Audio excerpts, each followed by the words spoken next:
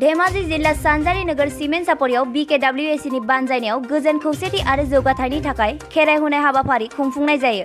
बे हाबाफारियाव BKWAC नि गाहाय मावफुं सोद्रोमा मानगोनां मिहिरचर बसुमतारीजों लोगोसे BKWAC नि चेयारमेन गाम्बारु मोसाहारि आरो सोलोंथाइ बिफाननि EM अनिल बसुमतारी आरो गोबां दैदेनगिरि बिथांमोना बाहागो लायो। बेजों लोगोसे ओनसोलनि गोबां रायजो राजा बिथांमोनाबो बाहागो लायो। बे हाबाफारियाव गासै BKWAC नि सिङाव थानाय जिल्लानिफ्राय बाहागो लायो।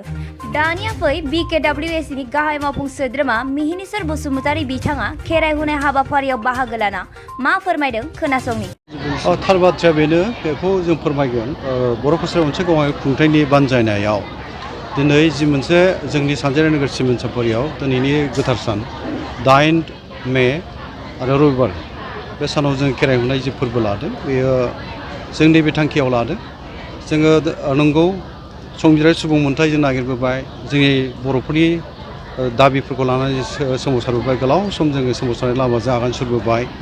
थांनाय 1987 मायथाइनि 2 मार्चनिफ्रायनो जोङो बड'फा उपेन्द्र ब्रह्मनि दैदेननायाव सोमावसारबोदों। दुलाराय बर' फरायसा आफादनि मजियानिफ्राय जोङो बाहागो लानानै दुलाराय आसामावनो खना खनला बर'फोरनि रैखाथि थामोन्थानि थाखाय जोङो सोमावसारबोदोंमोन। बे सोमावसारनायनि गेजेरजों बर'फ्रा दिनैसिम बुंनो थाङोबा खेबथाम जोङो गोरोबथा खालामबाय। गिबि गोरोबथाखौ खालामदोंमोन जोङो 1993 मायथाइनि 20 फेब्रुवारि BSC गोरोबथामोन। दुलाराय बर' फरायसा आफादनि दैदेननायाव बे गोरोबथा जादोंमोन। बेनि उनावहाय BLT भारत सरकार आरो आसाम सरकारजों 2003 मायथाइनि 10 फेब्रुवारि आरो मोनसे BTC गोरोबथा जादोंमोन। आरो बेनि उनावहाय थांनाय 2020 मायथाइनि 27 जानुवारियाव थामथि बर'नि गोजोन गोरोबथा खालामनाय जादों। दुलाराय बर' फरायसा आफाद, NDPनि मोनब्रै हानजा आरो खौसेथि बर' सुबुं आफाद ज' लोगो नांनानै बर'नि थामथि गोजोन गोरोबथाखौ खालामनाय जादोंमोन। बे गोरोबथानि गेजेरजों जोंबो बुंनो थाङोबा दिनैहाय BTCनि बायह्रायाव बर'फोर गोबां जोङो जिल्लाफ्राव गोबां बर' सुबुं अनजिमा थानाय आरो बर'फोरखौनो लानानै जोंनि बर' खौसेथि मोनसे गावारि खुंथायखौबो जों मोनफैनो हानाय जाहैबाय। दा जोङो दाबिनायनि गेजेरजों मोनदोंबाबो इसोरनि खेबसेबो जों मुं लायाखैमोन, आर'ज खालामाखैमोन।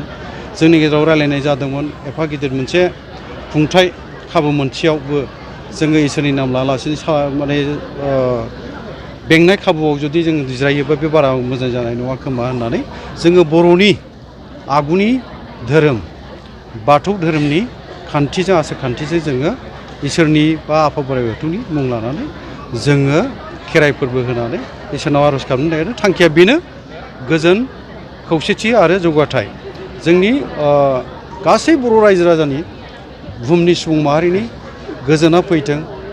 जोंनि गेजेराव दावराव दावसि एना एनि हिंसा हिंसा फैनो नाङा। जों बयबो गोरोबलायनानै थांनानै थानांगोन सुबुं हिसाबै। दा बे थांखिखौ लानानै जोङो बे खेराइ फोरबोखौ होनाय जादों। बेजों लोगोसे गोबां जोङो सोमावसारनायनि लामायाव जोंनि आंगो खोमानानै लानांबाय। गोबां सुबुङा मुंख्लं जालांनांबाय, गोबां सुबुङानो बिदिनो पुलिस मिलिटारि बुख्रुब जादों, जोबथेसार जोबना दोनजादों। दिनैबो दङ जोबथेसाराव जोंनि माखासे बिग्रायारि जोहोलावफ्रा, बिथांमोना दिनैबो जोबथेसालिनिफ्राय उदां जानो हायाखै। दा बेफोर गासिबो खैफोदफोरखौ जोङो सातजारलाफोरखौ जोङो सौसिलांनो हाथों आरो गोजोना फैथों बर'नि गेजेरावहाय। आरो जोङो जै राम रामैनो रायजो खुंलांनो हाथों, सामलायलांनो हाथों, बयखौबो लानानै गोजोननि थाखाय हाबा मावलांनो हाथों, रायजो राजानि गाहामनि हाबा मावलांनो हाथों। बे थांखिजों जोङो बेखौ खालामनाय जायो। आरो मोनसे बाथ्राया जाहैबाय, जोङो गोजाम थांनाय बै जारिमिन मुगाखौनो बुंनांगोन, जारिमिना मोनहासयै समनि बाथ्राखौनो बुंनांगोन। जोङो दिनै सल' बायदि लानो नागिरबाय जे जोंहा दैमालु जोहोलाव दंमोन, सिखोना जोहोलाव दंमोन, सोमदोन जोहोलाव दंमोन, आरो बिदिनो गाम्बारि सिख्लानि बाथ्रा, बिरगोस्रि जोहोलावजोनि बाथ्रा, जोङो बेफोरखौ जोङो सल' बायदि लानांगोन। नाथाय बिसोरबो बर' हारिनि थाखाय बै मुगायावहाय जुजिदोंमोन। ब्रिटिशनि गुलियावहाय जिउ बावनो गोनां जानाय सिखोना जोहोलावनि बाथ्राफोरा बारा गोबां बाथ्राबो नङा। नाथाय अब्लाबो बिसोरखौ गोसोखांनानै जोङो मान बावनो रोंबाखै। दा बेवहाय मानसिफ्रा खुगा खुगा रायलायो जे बिथांमोननि जिउमायाबो दिनैसिम गोजोननो हायाखै। ओंखायनो बे खेराइ फोरबोनि गेजेरजों बेखौबो जों गोसोखांफानानै जोङो आर'ज गाबनो नागिरदों। जोंहा दायदस थानो हागौ, ओंखायनो बे दायजनि थाखाय जोंखौ निमाहा होलांथों बे थांखिजोंबो जोङो आर'जखौ गाबफानाय जागोन गुबैयै जोंनि BTC-नि बायहेरायाव थानाय बर'फोरनि बर' कसारि मोनसे गङारि खुंथायनि गोजोन खौसेथि आरो दावगाथायखौनो लानानै जोङो दिनै बे खेराइ फोरबोखौ फालिनाय जायो। इयुनाव बर' कसारि मोनसे गङारि खुंथायनि थांखि आरो नोजोरा गाहायै मा जानांगौ होननानै नोंथाङा सानो?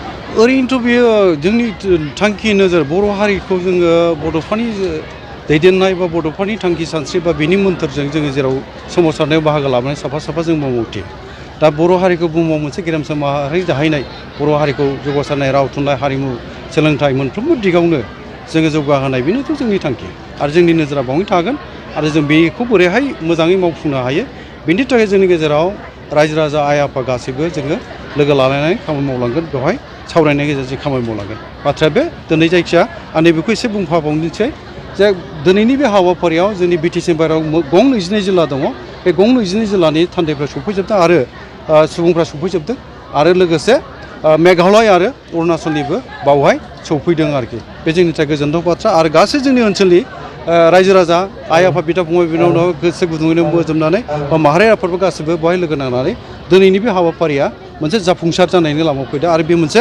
जारिमिनारि आगान जानानै थागोन होननानै जों फोथायनाय दं।